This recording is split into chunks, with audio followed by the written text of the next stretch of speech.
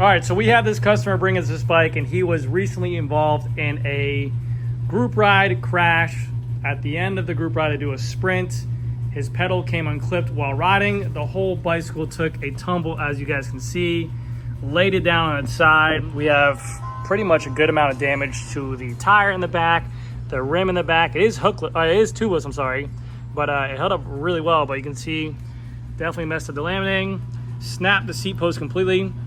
This used to be an S-works Power mirror saddle right here that it completely disintegrated off, sheared away on the seat collar there, and then the handlebars took a nice little twist on there as well. The hanger was completely bent to the max.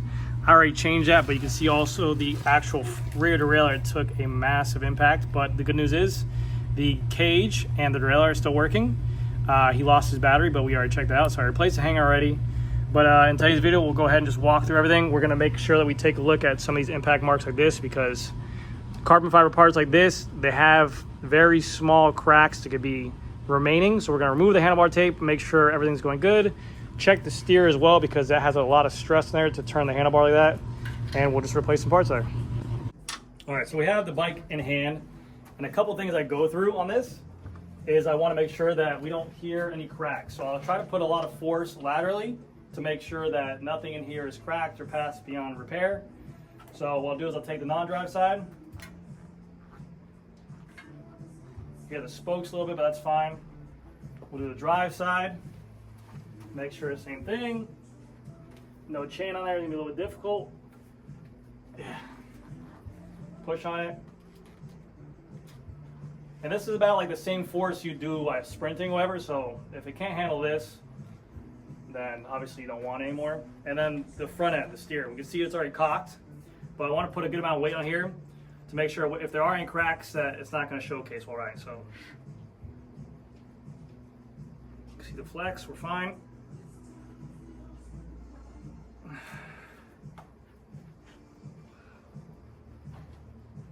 And nothing really that we have on there. Obviously, once we take off the tape, we'll be able to get a deeper look at that bar, but I mean, I got all my weight on there, so it's not going nowhere, which is good. We'll also take a look at the wheels once we dismount the tire, because like I said before, you have some marks on here where he sheared the tire off. The rim itself looks like it's scraped, but that looks more like road rash. So as long as there's no cracks in there, we'll be able to take a deeper look at, but I think it's solvable. Obviously, in a perfect world, people want to replace that. But also the rims are $4,000, so not everyone has just $4,000 around to replace their bike. If the customer can get away with this on there, we'll probably take some sandpaper on there to make it smoother, but we should be good. All right, so first things first, what I want to do here is I want to get the measurement for his saddle height, because obviously I can't mount this into the bike stand like that because it will obviously break. So we're going to take a measurement from this point, because it's going to be the exact same seat post I'm putting in there. I'm also going to look at here, but sometimes I've dealt with it where the numbers on the back of these seat posts, I've seen where they weren't exactly the same just for printing. So I'm just going to take my own measurement from the saddle bolt here down to the middle of the bottom bracket here. And also we're going to take note of where his saddle rails are as well.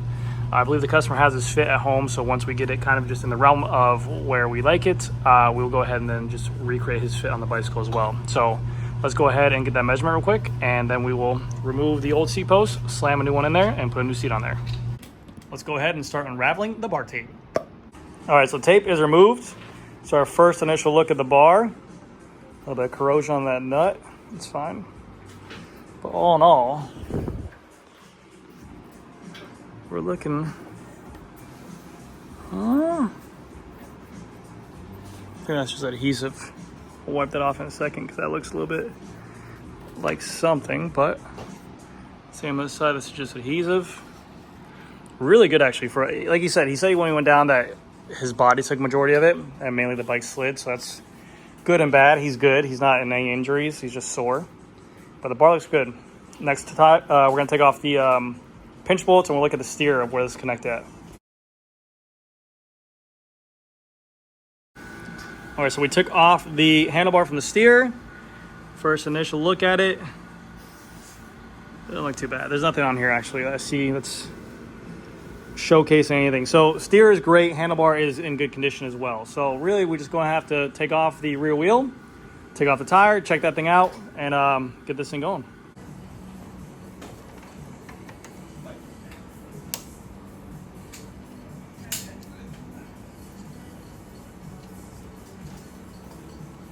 It's good. We good? Like I mentioned, I replaced the derailleur hanger right. It was completely gone, so we're good. Remove said rear wheel out of axle.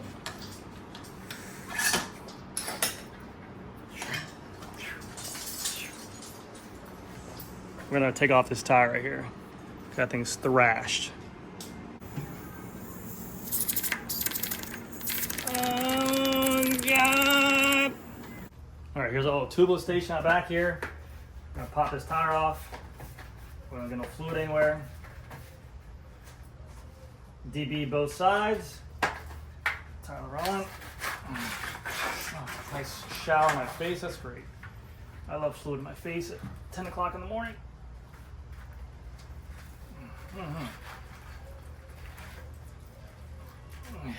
Tire's trashed. We'll clean it up later. Let's get this thing cleaned up real quick and then we'll show you guys the details. All right, so rim, top of the rim, nothing. No cracks, no nothing. It was just more of just, I think, road rash in there. So we're good to go. I'm gonna mount a new tire in there and get it going. We'll put on a Continental 28 STR for the tubeless.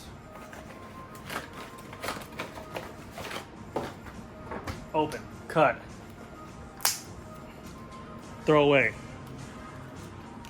throw away, throw away. Mount tire. Make sure it's directional in the direction you want to go, in the same direction, the directional wheel and directional tire. You just got to follow directions to go directional right way. We're going to go this way. Find the valve, line up the logo. If you're pro, you line up the logo. If you're not pro, you don't line up the logo. Yeah, yeah. Yeah, yeah, yeah. I don't want to hit my hand. It was gonna worse than that. Other side of tire.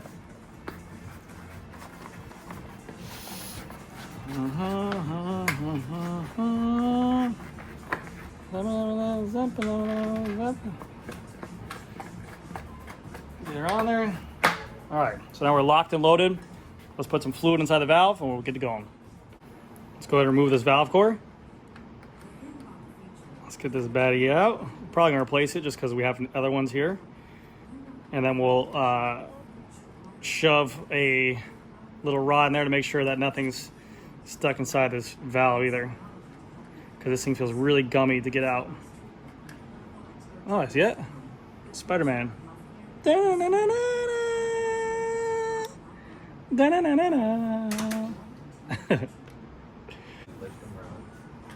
That's pretty cool.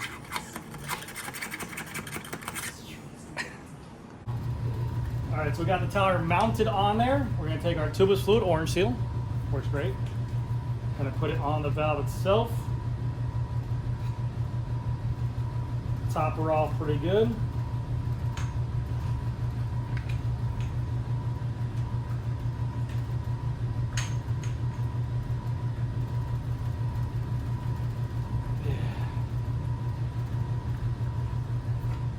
Pop it off. Then we're gonna grab our valve core that's new. Shove it in.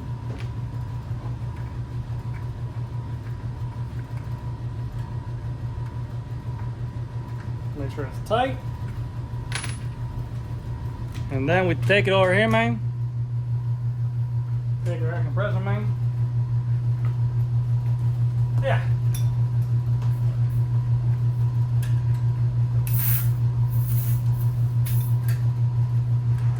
Up.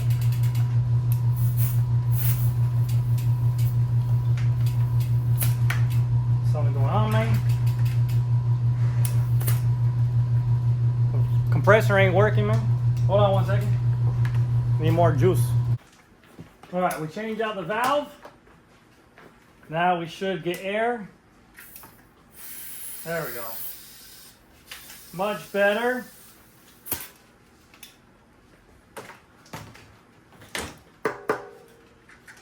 Much better. So now we have both of the wheels taken off and we're good to go. We have the handlebar tape removed and everything looks great on here. I'm going to give the frame just a quick wipe down to make sure everything looks good and check underneath the bottom bracket, underneath the seat stays, and see if there's anything hairline or anything that's missing in there. But other than that, we'll make sure everything's good.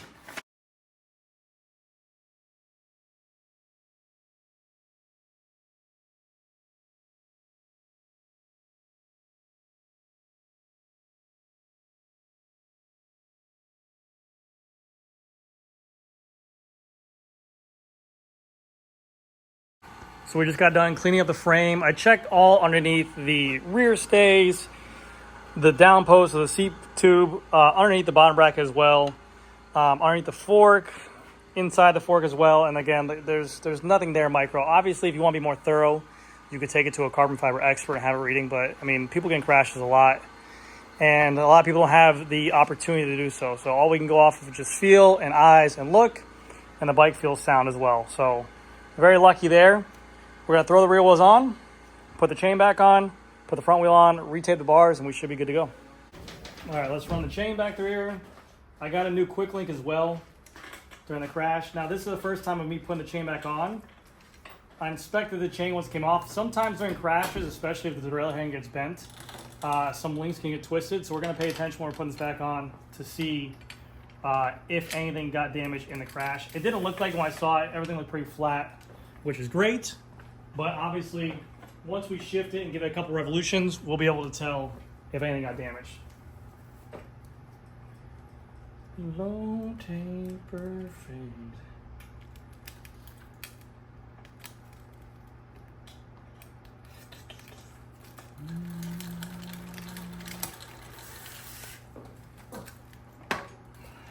Pop that back into place.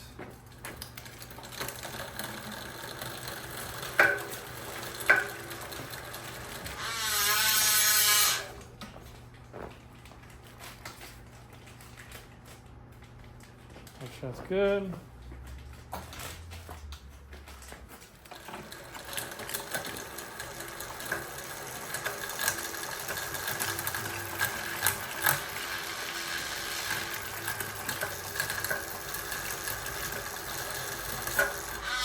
Get a little bit hung up there, so we're going to adjust it down just a little bit.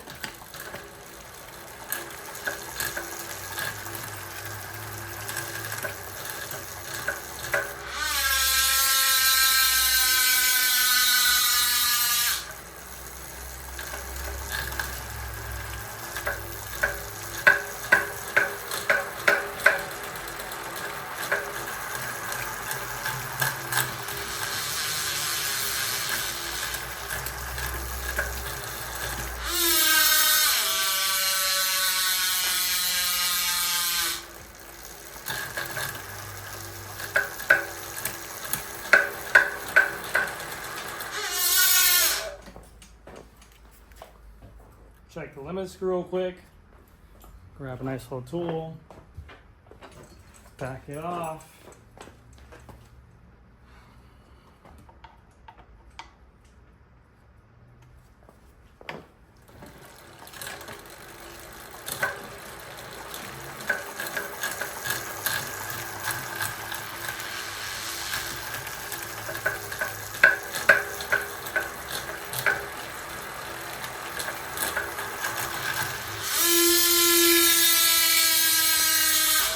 And we're good. In the crash, he lost his little front derailleur piece, so we found one for him. This is on the house. There we go. Much better. Very pretty. Very nice. Much better. Front wheel goes back on.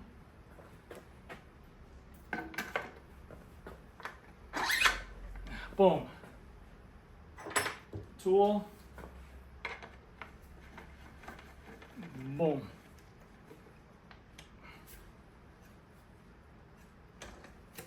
A little bit of disc brake rub.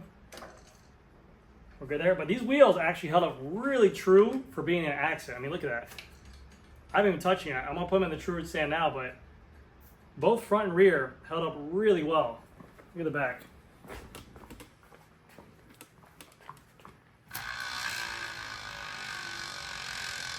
I mean, that held up really good.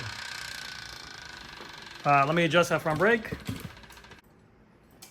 So right now it's rubbing, and we can see the disc brake hitting it. It's nothing to do with the actual brake mount moving. So it's right here. We got our disc brake bender tool. It's touching on that pad side, so we're gonna go right here.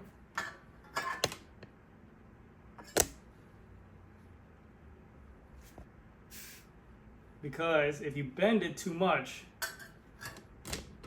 it'll screw it up. Perfect. That's all you need. If you do too much of it, you can screw it up. Take one.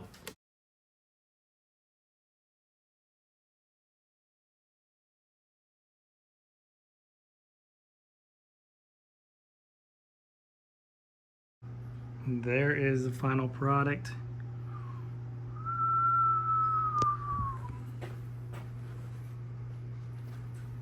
Very nice.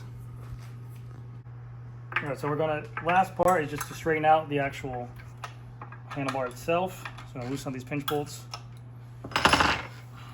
Make sure this is straight. Make sure that the headset spacers are straight as well. What you want to do is you want to use a torque wrench. This is 5 Newton meters by press the cycle. Go down.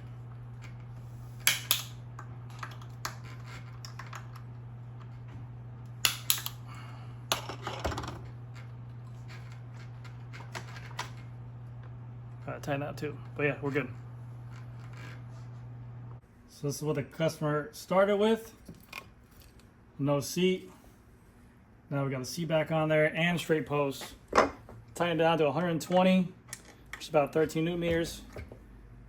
Check out right here.